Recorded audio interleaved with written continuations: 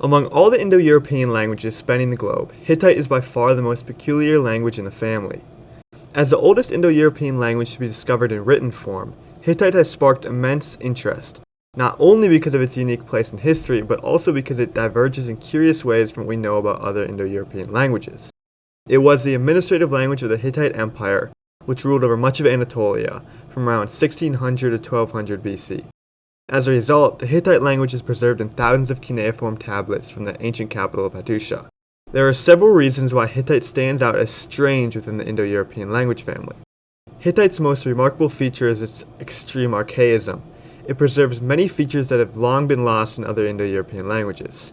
For example, Hittite retains a form of the laryngeal sounds, which are theorized to have existed in Proto-Indo-European but disappeared from all other daughter languages before they could be recorded. PIE laryngeal sounds were first predicted in the late 19th century by linguist Ferdinand de Saussure, but the hypothesis lacked concrete evidence.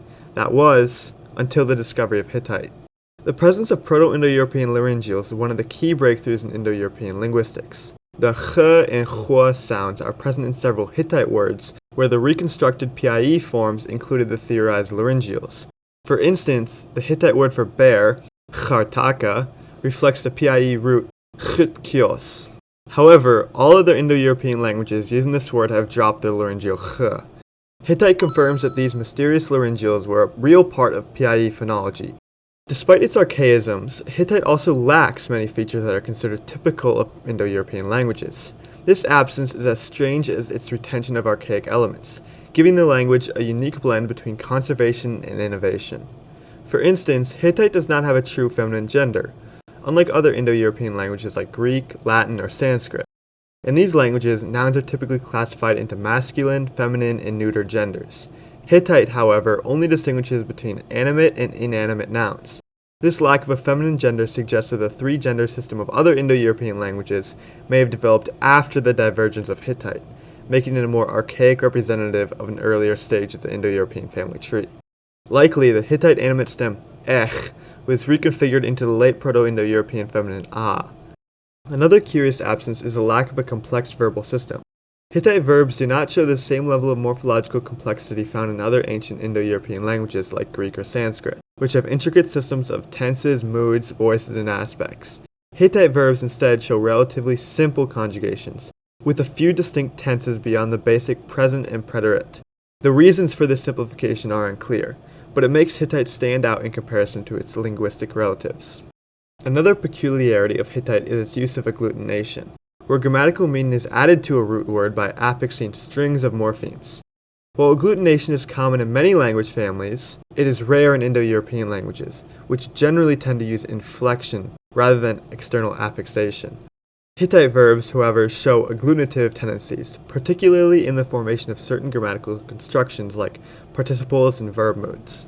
One of the most fascinating aspects of Hittite is its wide array of loanwords from non-Indo-European languages.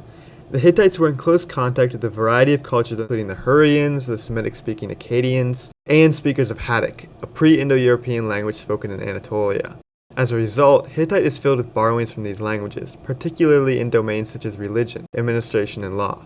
For example, the Hittite word for king is likely a borrowing from Hattic, and numerous religious terms seem to have been imported from the Hurrians. The influences of these languages make Hittite stand out within the Indo-European language family, where languages tend to borrow less extensively from non-Indo-European sources. The extensive borrowing reflects the Hittites' role as a major power in the ancient Near East, interacting diplomatically, militarily, and culturally with many neighboring peoples. The process of deciphering Hittite added to its mystery. The language was first discovered in the 19th century when archaeologists uncovered clay tablets written in cuneiform at the site of Hattusha. However, it took several years before the scholars realized that the language recorded on these tablets was Indo-European. The difficulty in recognition arose because Hittite differed so dramatically from other Indo-European languages. When Czech linguist Bedřich Hrozný finally succeeded in deciphering Hittite in 1915, his breakthrough came from recognizing the Indo-European roots hidden beneath the language's exotic exterior. For instance, he connected the Hittite word watar with its Indo-European cognates, as well as other basic vocabulary like pi and dai. Yet, even with these connections, Hittite remained isolated, as it did not fit neatly into any of the established branches of the Indo-European family. Hittite's strangeness lies in its paradoxes. It is both archaic and innovative, preserving features that disappeared from all other Indo-European languages, while simultaneously shedding others that are considered fundamental to the family.